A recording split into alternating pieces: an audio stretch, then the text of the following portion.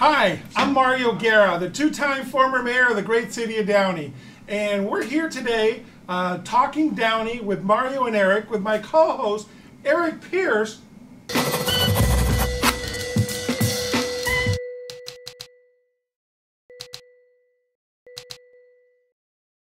Oh, he's not here. My co-host, Eric Pierce. What happened to Eric Pierce on there? I'll let you in on the secret on there. I can't tell you where he's at, but he's doing something very important, and he'll announce it later. So today we don't have my co-host Eric Pierce from the Downey Patriot, but I do have two guests that have been instrumental in starting a movement in our community. And with me here, I have, and why don't you introduce yourselves, ladies? Sure. My name is Dorothy Pemberton, lifelong resident of Downey. Great. Lizette Rivera, longtime resident of Downey as well. Great, thank you. So we've had a movement for the last year in the city of Downey.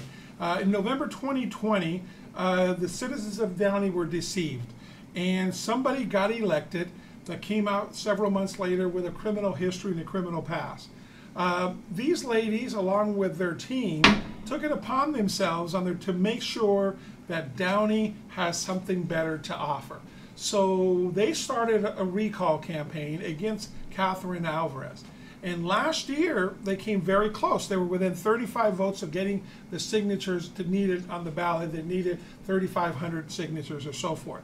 So what did they do? They came back and hustled and did it again. For the first time in the history of Downey, we have an election to recall a city councilwoman. So ladies, on there, first of all, congratulations for your movement and what you've done. Nobody has worked harder in the city of Downey than you both leading this team on there. So tell us a little bit, why did you decide to do this? I'll ask both of you on there. Why did you decide to get involved, such a heavy commitment, if you will, to do this? Mm-hmm. Well, we started hearing from others in the community of her criminal past, and we were basically shocked. Yes. All these years, everyone that has sat there as a council person has never had such a tattered past, and this should have come out during the election or before the election so we could make an informed and educated vote.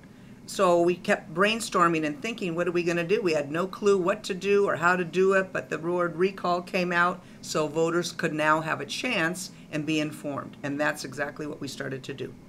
Right. You know, to me, I think I felt there was a huge lack of representation. As a Latina, I felt embarrassed and ashamed. And it really bothered me because, you know, I'm raising my children here. I have 4 children. I'm a mother of 4. And so, you know, when I think of city councils, I think of leaders, you know, people that we look up to, we admire. You know, city councils go to our school functions. You know, our children get to shake their hands, and I'm sorry, but that's not the type of example that I want for my children. Someone who lied and deceived our community. So it mattered to us, you know. So let's get right to the point on there. So what is these criminal charges, and what is it, the deception on there? You guys want to delve into, you want to tell our viewers exactly what happened? One of the biggest is the welfare fraud. You know, there's a sense of, you know, to me, it really bothers me. I understand there's a need. Everyone has a need at times. But to be so deceitful and to take away something that is not yours, you know, it's a stepping stone. You start here, where does it end? So she committed welfare fraud. She committed welfare fraud. And some of the residents, a lot of the residents felt that stealing and shoplifting, this is an adult. You know, as a child, yes, we may have taken a piece of gum and we learned our lesson as, this is an adult. And to say that you needed to steal for an art project, it wasn't a grocery store, it wasn't food. Even the fact just stealing, let alone there's no logic in doing that, or there's no understanding of, well, my child needed this for their school project. But, you know, the school has so many resources. There's so many ways to do it other than that. One of the things that I can think of is TLC. You know, they give so much to our community, and I'm pretty sure that if she ever reached out, it would have helped her. Okay. So I heard she had 2 warrants for her arrest. So that just shows what she didn't attend her court proceedings and they issued arrest warrants. Again, you know, not following up on the due process. You've been charged for something, show up. Take some sense of responsibility. It shows character and lack of. That's an issue for me. And I believe I read that the service hours, community service hours, were not fulfilled. Yes. The fines were not paid in full. Yes. And so then they just erase it because it's a small balance. But the point that she didn't do what was required of her, again, it says something, speaks volumes. So a couple months ago, I heard her on a podcast, and it was somebody that was very favorable to her, that wanted her, wanted to help clear her name, if you will. So she was telling, this is her own voice, she was telling the story about how she got caught shoplifting at Michael's. And she says she was outside, and the security guard came up to her and wanted her to go back in the store because he knew she was shoplifting. And she said, this is out of her own voice, no, I understand that, but if I go back inside, you're going to call the police. So the police officer said, the security guard says, no, if you come back inside, I won't call the police. We'll do the paperwork and so forth. So she says, so I went back inside. So guess what? He lied to me. He called the police anyways. And that only happened because he lied to me. And I couldn't believe the gumption. Her reasoning is that a security guard lied to her, which, by the way, that was brilliant on his part. A security is, you take care of the situation, you defuse it, you bring her back inside, you do all that. But, so who cares if I lie to a convicted person anyway, a shoplifter. So my point is that there's no remorse from her. Right, exactly. And sometimes, this is the time that she got caught. Yes. How many times, perhaps, somebody hadn't gotten caught, right? And again, it just shows the lack of responsibility, the mindset. She victimizes herself. She never takes full responsibility for none of her actions. Right. So what would you say, so she committed welfare fraud. She had 2 warrants out for her arrest. She's lifetime banned from Michael's for shoplifting. She's been evicted a couple of times. She's been cited for having her son sleeping outside in the lunchroom and so forth. So there's all these different things. And then on top of that, her record on the Downey City Council even for the year. That's not the reason she's being recalled. She's being recalled because she deceived the voters. You guys have made that very clear, and so forth. But now, if somebody says, okay, so what? All right, then what? And they have. Yeah. So what? We all have a past. I said, no, I haven't shoplifted. I haven't committed fraud. Yeah. Well, what about now? What's happening now? Nothing's happening now. The committee, we've taken a look at events that a council person can go to and should go to, naming from ribbon cutting to town hall meetings. Matter of fact, that first year she canceled her town hall meeting, never had it again. The public never had an opportunity to speak with her early on. So she hasn't been around. She uses excuses, I can't afford to go to the street fair. I mean, that's more the most laughable because that's free. Yeah. So you should be out there seeing your people. She is not representing us and hasn't been and never is. So okay, I'm sorry, go ahead. I'm sorry, Mario. And again, it goes back to the core, lack of responsibility. Yeah. A mindset. It has a lot to, you can give someone so many chances, so many different opportunities. She's had those opportunities. Events are for free. You're showing up to represent your district. Right. But you're not present. You're not there to understand what's happening in your city. Right. So how can you vote? And how can you say I'm representing everybody in district? Effort hasn't even been made. There's no effort. So you guys, come on. This is a right-wing conspiracy. That's what she touts on there, right-wing conspiracy. You don't have to answer this, and we can edit it if you don't want to answer it later. But can I ask you what you guys are registered, if I may, just for on there? We can cut it out later if you don't want it to say on there. I am. Together? Yeah, really.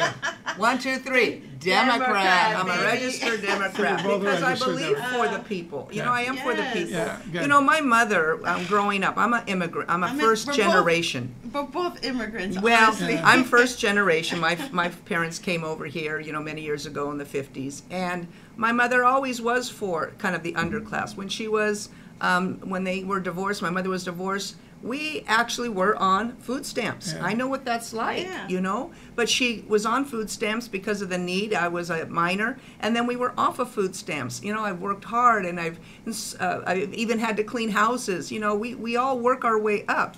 So going for the people in a sense is always what's in my mind and forefront of helping. Well, listen, she called me a real estate mogul. Oh, gosh. Which, by the way, I do not own zero properties in the city of Downey besides my house and a portion in another house. That's it. I don't own any apartments. I own apartments all over the place, but none of them in Downey. So to call me a real estate mogul, and then she said, I was born with a silver spoon. And she's absolutely right, okay? I came from privilege. I really was. My family was wealthy in Cuba. So when you come from Cuba, you don't get to bring everything. No. In fact, you get to bring nothing. So we literally started, my dad was a janitor here when we first came, even though he was a surgeon. So we started with nothing. And so to say that I'm privileged and I don't know what it's like, come on. Right. So to add to that, I know the struggles as an immigrant. I remember my father working 3 jobs. I barely saw him. And growing up, there was a sense of pride of working hard and making it. And, when she talks about, how everyone is like, we're all rich and just have all this real estate. I'm a realtor. She's a realtor. It's sad to me because it doesn't represent any of us. What she's trying to say. One of the things that I worked very hard to buy a house in Downey. My husband's a veteran, and we take a sense of pride in that. Of course. And so to me, when my father came to this country, he didn't have anything. My father was a judge. He worked 3 jobs. He pumped gas. Right. And he was not embarrassed. He told me, I'm getting paid, and we're doing something to give you a chance. And that was me. You were living the immigrant story like so many others here. And there were all 3 of us. We've had those situations. And I'm a substitute teacher as well. I have 3 jobs. I teach class. I'm a realtor, but we are all struggling. You guys, this whole thing is all about rent control. And you guys know it. It's rent control. You're deceiving the viewers now, and I'm being facetious when I say this. So tell me, I laugh at that. Because, we have rent control in the city of Downey, just like the whole state of California. We have 5%. Yeah, 5%. So for me, because you guys have done amazing work on you guys were out there in the hot suns, giving up your own personal time on weekends, in the rain, to get signatures, to get this on the ballot, not once, but twice. You've done this twice now. So to me, it's an insult to say you did it for rent control because from 5% you want it down to 3%.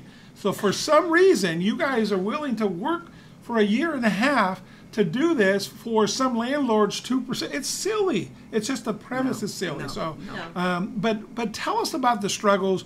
Tell us how you guys did this. I mean, all your high-priced consultants that you guys had, and all these ladies out there that you guys have your own nickname that I'm going to repeat for yourselves. But tell us all about this because that's what she's portraying on there, and I know that you guys are just all these volunteers. Tell us about your team, and you guys go from 5 to 7 to 25. The fact of the matter is that we have a sense of pride that we live in Downey, and we love our city, and because of that, we give back, and we give back by volunteering.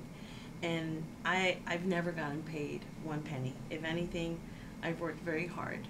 My children have seen me. I haven't attended certain functions. My husband has to be sitting there by himself, so I can go door knock, and I can educate our community on who's representing them and the lack of. So, to me, I think this group came together, and all the volunteers that we thank so much from the bottom of our hearts. It's just, it's a community effort because we love our city, and we want to make a difference, and we understand the impact it will have if she remains. Yeah, I'm amazed at the coalition you guys have put together. You have, brown people, you have white people, you have black people, you have rich people, you have poor people, you have straight people, you have gay people, you have this coalition of so many different faces of Downey, and you guys have put it together for one common cause. And it's for the betterment of the city. It's no other ulterior motive. And thank you, Mario, for bringing that up. Because, as a Democrat and an ally for the LGBT community for over 25 years and a proud mother of a gay son, I don't fall within what she's saying. Not near. And so to me, again, she wants to give a narrative of this conservative, white, rich individual, that we're far from it. You know, it's beautiful when we sit together because Oh, it gets loud in the my room God. because we It's do have such a different mix. spectrums Yeah. of political views. But again, Yes. coming back, it's not about a political. This is No. a bipartisan Yeah. type about character, Yes. and this is a character count city. Yeah, absolutely, It's about absolutely. what's right for our city and and- moving it forward. And I want to go back to his question in the sense of how did we get started? Well, all of a sudden the buzz started. Did you know? Did you hear? know? Look at this. So we got together at a restaurant, a bunch of residents, some maybe in the district and some not. And all of a sudden, well, how do we do this? Well, I don't know. Do you know? I don't know. I've never done Yeah. one. We knew nothing. Then we asked a friend about, well, you could go to the website on a recall. What can you do? You could recall. Then we had someone who was involved in the George Gascon recall Yes. and gave us a little bit of advice, another resident. We're on the website. We had people looking how to write a Googling. petition. We were hand typing a petition. We didn't have any money to hire None of anybody. Are us. you kidding me? We just barely paid for our dinner when we met. Yeah. So it went on and on. It took a while, like 7 revisions to get that Yes. thing right. That's 7 true for revisions. grassroots Yeah. recall. Right. We literally Volunteerism. have to go back and back, and these were mistakes that honestly we would say to ourselves, "Are you kidding me?" Even the state of California Yeah. example on the website was typo wrong because But I you was know- an executive secretary. Yeah. Many of us were. But those mistakes, and I don't mean to cut you off, Dorothy. Yeah. I just have to say it.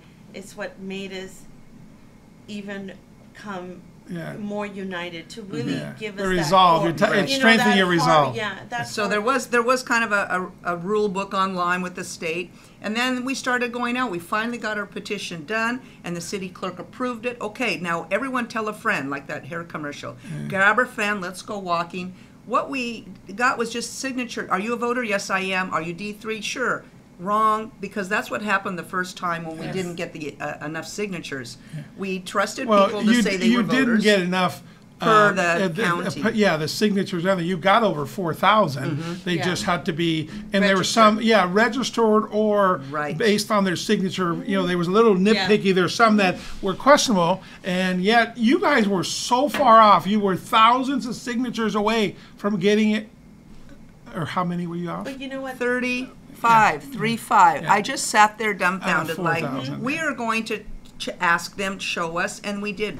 Another committee member and I sat for 3 hours at the county registrar's office, and Yes. and it was true. They with this address, the handwriting was different. Somebody, Yeah. all these little minor errors that it just didn't count. I know, So. but the 35, that was heartbreaking. So- So what did you guys do? So 35, you've been working at this for 9 months. You're exhausted. Now the summer's coming up because that was, I believe, May or June of last year, or a little bit earlier than that. So now what do you do?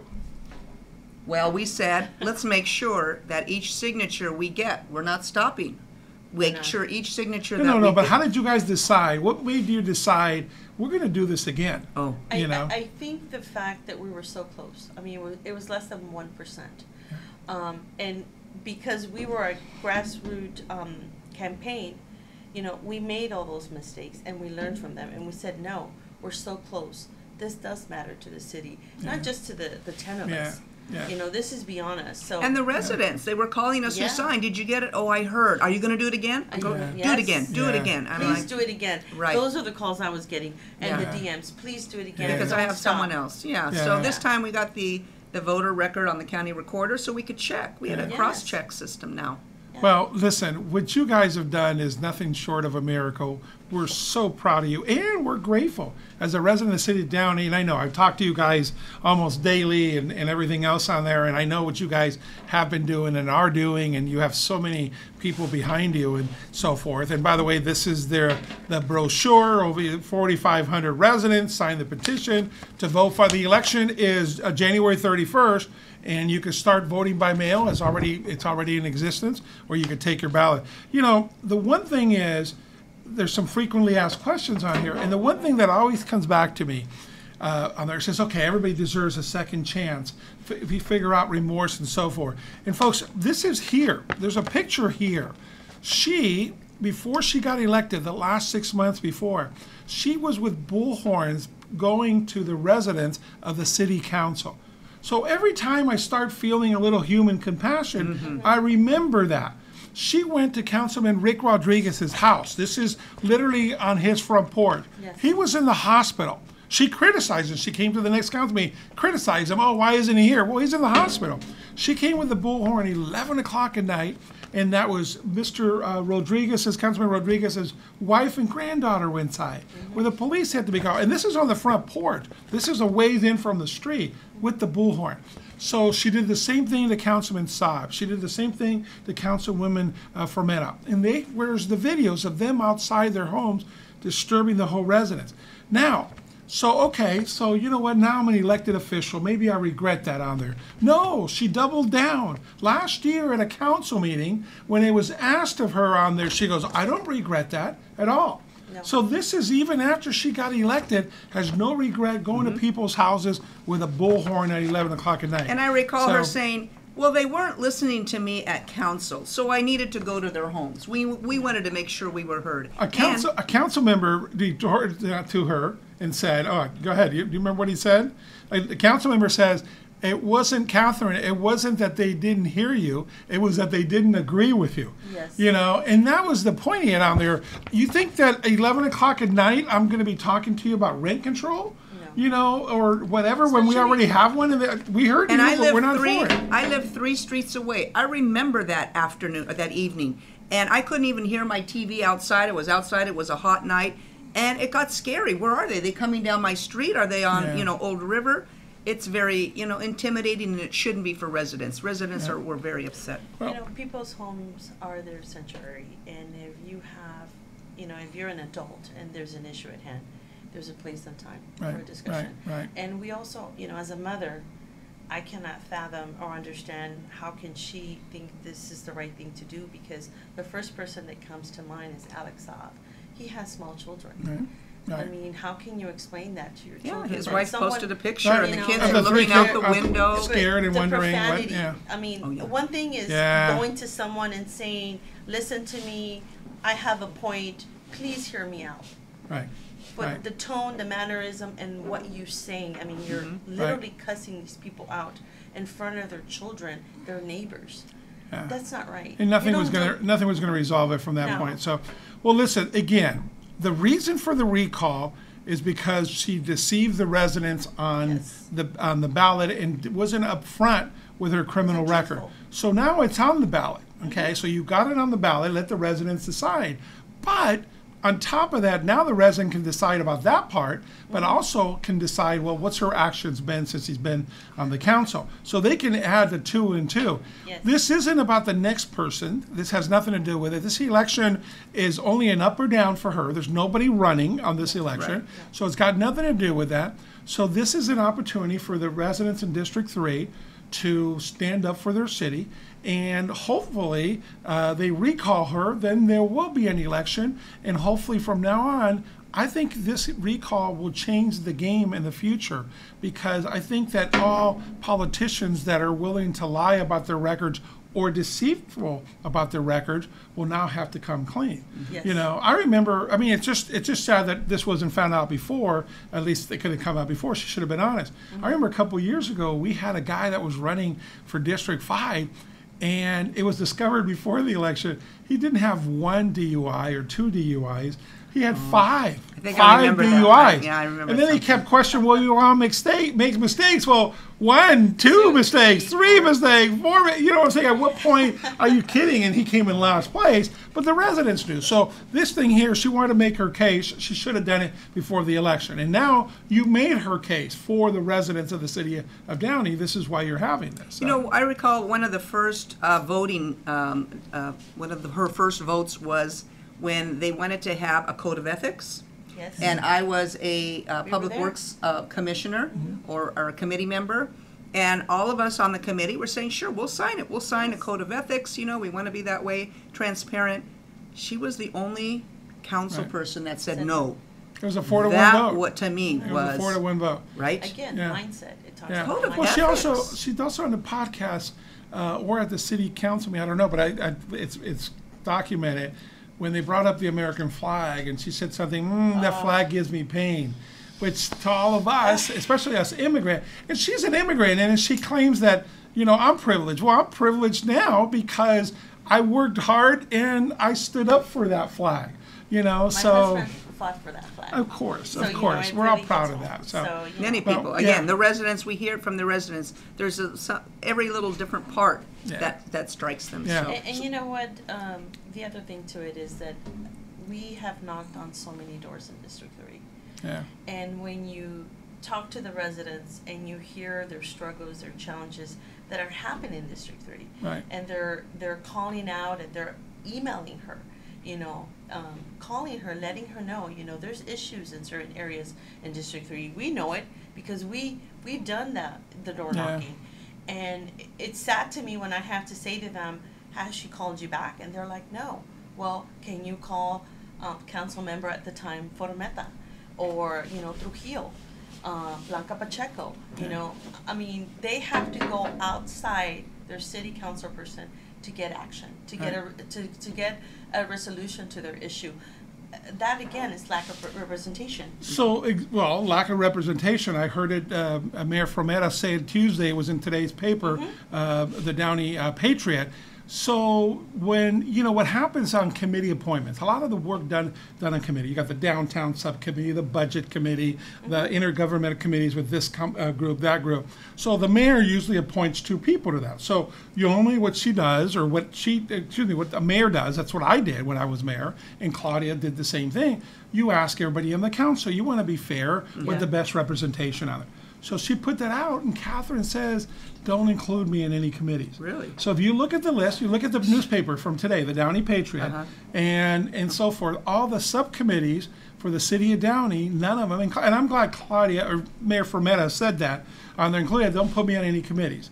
So and that was last week. So as of right now, she's basically either checked herself out or saying, I don't want to do it. But I'm not saying there's 3 committees, I'm saying there's 20. Wow. And now it's been shared by Councilman Trujillo and Councilman Sosa and Mayor Frometa. So, yeah. You know how I see that, Mario? You have 20 different opportunities to be present, to represent your community, and you're saying no to every single one of them. Right. Again, chances that she's not taking any action on, and to be so blatantly and say, do not include me in any of these committees. So what are you doing there? What are you sitting? Well, she doesn't go I a mean, lot, but too. again, She you misses know, a lot. I mean, she wasn't again, there as a Tuesday night. resident, keep in mind, I Yeah. don't live in District 3. Yeah. But it matters to me. How can you say you represent District 3 Yeah. when you're not involved in anything? Again, these people have issues. They're homeowners. Sure. They're struggling, you know, and so with whatever concerns they might have, they go up to their city council person and say, please help me. But if the person is unwilling to take that phone call, answer that email, and not being part of any committee, then you're absence. She never wanted to give out her number. So when I was on the council for 8 years, and at first people said, really? I would publish my cell number, my personal cell number. It was in the Patriot several times. I want to hear from you. And they were, oh, you're going to get crank calls? I think I got 1 or 2 in 8 years. So you err on the side of doing what's right, and and good things happen. But I'll tell you guys, in 8 years, I didn't miss 1 council meeting. Not 1 council meeting in 8 years. Now again, that's a little bit of a different bar, and that was a focus for me to serve. So I understand that you're sick, somebody in your family is sick, you got to miss a meeting here or there, but not as many as she has. I would like to see do some type of a survey of how many council meetings she's missed. Yeah, it's easy. I think it's be easier to count how many she's made, and like she told Councilman And how many Rodriguez, events, right? How many events? If you're sick, I remember at the microphone. Well, if you're sick and can't do the job, then resign. Yeah, that's what I she said when remember she that. Right? was, Yeah. she wasn't When on the she wasn't council, on the council. and Rick Rodriguez was having And physical she problems. always Yes. says that she has a medical problem and can't do it. Well, then take her words. Yeah. Do the same words, okay? Well, Say I that- think you guys are leading to her resignation by the voters. So, you know, we're coming down to the end of this, folks. January 31st. I want to encourage everybody to vote, even if you support her on there. But at least your voice is heard. I based on what I've seen in the community, people were excited that there's an opportunity to vote. People were excited that we're going to hopefully get our city back. this last election changed a lot of things. I mean, you had Sean Ashton that resigned last year, and you know he was one of the votes to get rid of our city manager, Yeah. and so was Catherine. Catherine was the deciding vote to get rid of our city manager, and that's a big deal for our city. Yes, very big. But now the residents elected Hector Sosa. Okay, the residents re-elected Claudia Fermena. Yes. And, you know, when Blanca Pacheco resigned there to take over the assembly seat, and then you have Councilman Trujillo. So you have 3 people, okay? Hopefully you're going to have only those 3 again, because if the recall happens. So here's an opportunity for the residents of Downey. Be involved this year, okay? You have an opportunity to vote her out and vote somebody else new. And the same thing for District 1. That's in Southeast Downey. So you know what? I'm excited. You noticed it. I watched it on tape, the meeting from the other night, and you already see a change. There's cooperation between the 3 your council people. There's already a dialogue and so forth without that animosity. And folks, this is an opportunity. So Right. I'll let you guys wrap it up. Any final things both of you want to say? I'll start off with Dorothy. Well, I just feel good that I'm being proactive in the community, not saying, oh, just let it be, because this is my community. If you do nothing, then you could be part of the problem. If you want to be a solution, then be active and get involved. And for the first time ever, I feel that this is truly my community. I will be making a difference for everybody. Everyone tells us thank you and keep going. Great. Lizette? Thank you. You know, to me, there's such a huge sense of pride in the amount of work we've done as a team, individually, and when we go to your homes and we door knock and you open the doors, and some of you are so friendly, so giving, you know, from giving us water to even coffee, and you know, extending your concerns and agreeing with us gives us, you know, it's almost like a reinforcement of saying we're doing what's right for our city. Again, no party association, it's just what's right for Downey. And I just want to say thank you to everybody for all the support, to all the volunteers, to the team itself, to us, you know, for all the work that we've done, and the fact that we are making a change, and we will make a change, because that last meeting, you know, when I saw Trujillo, Formeta, and Sosa, it gave me hope. It gave me hope that all the work that I'm doing will make a difference. Yeah. And I can tell you it has, and I can tell you it will. So. And let me, one more point. Everybody chooses where they want to live and where they can live. So everybody that says what is wrong with Downey, that live in Downey, think again. You chose to live in Downey because you like Downey. So Downey's been doing something right. Yeah, between the schools, between our fire, between our neighbors. We are the largest city that has the most volunteers. And so Downey is doing something right. And everybody that comes in from outside of the city mocking Downey, I was always real proud of that. Our schools, I mean, my kids go to these schools right now, and it's beautiful. I mean, the improvement of the park, you know, Wilderness Park is such a beautiful park. I'll give you the Chamber of Commerce spiel, that's what it's called, not really from the Chamber, but this is from my heart. Again, I could have chosen to live anywhere, and even in back days when I grew up in Huntington Park, oh my God, we got to go to Downey, right? So my wife grew up in the South Bay. So when we got married, I go, you know, we're going to go home where I live in Downey. And like, Downey? You know, she's uppity from the South Bay. She wasn't uppity on there. But, so now the other day I laughed at her. I go, honey, we've been married 38 years. We've been married, you lived in Downey longer than you lived any place else put together. So we raised our kids here. So Downey is the 10th largest city out of 88 in LA County with 115,000 residents.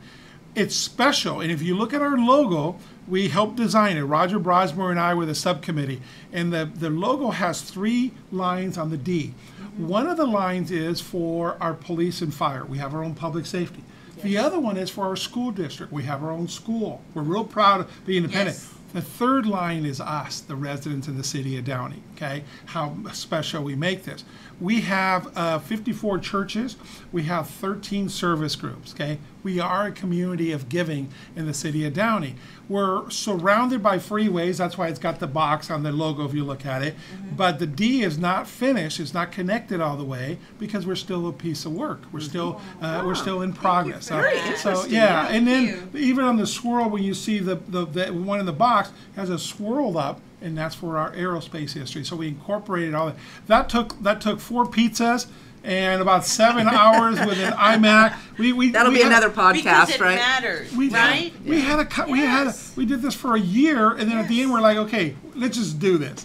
But anyways, my point is Downey is special. And yes, we have problems and so forth. You know, you talk about, we have a pothole, do the app. We have 0 graffiti in the city. Yes. If you have graffiti, it's because you and I, and I'm being facetious, are too lazy to call it in. 923-4484. They know is my the number graffiti. everywhere, even at Foodie, So anyways, all the things about the city of Downey are important. So yes, we always have some issues, but you know what? We deserve better. Okay, and I've been supporting you guys, with passion and my big voice and my heart, telling you keep going because you guys are amazing. And I've been involved in 50 to 75 political campaigns in my life. I've never seen a more dedicated group of individuals than you guys. So the residents of the city of Downey, thank you. I personally thank you. My family thanks you. Our kids thank you. So folks, January 31st is the election. We'll know that night. And she'll be either in or out. And then what happens next is sort of irrelevant at the moment. It's let's just make sure that we vote. Go and do that. Turn in your ballots now. There's a safe ballot box right in front of City Hall. The voting place will be at District 3, will be at Furman Park. So, and if you need any help. Saturday. It starts Saturday. 21st. On there, So yeah. please go. So, Vote. Saturday at 21st, not yeah, 21st. yeah. But you could have already mailed in your ballots. A lot of people are getting their ballots. yes. You're getting some mailers from your group and other groups. And yes, folks, the groups that want to make sure that are protected on there are taking a stand on her as they should. So, anyways, want to thank you for listening to this special meeting, for this special podcast of Talking Downey. We'll be able, and next week we'll let Eric make his own announcement. It's good. There's nothing bad going on, so there's nothing to feel sorry for him about, and I just can't release all this information on there. Yes. No, he didn't buy a new car. But he's going to need to anyway. He's going to kill me for all this. Yeah, never mind. Anyways, so listen. So thank you, folks, so much for listening to our show today. Thank you to both of you Thank ladies you for asking and us. your team, because your team is amazing, fantastic. Thank you for and having us. and so let's go out and get the vote. Thank you. Thanks for our sponsor, Financial Partners Credit Union, that sponsors our podcast. They're heavily invested in our community too. So. Thank you for listening. Talking Downey with Mario and Eric.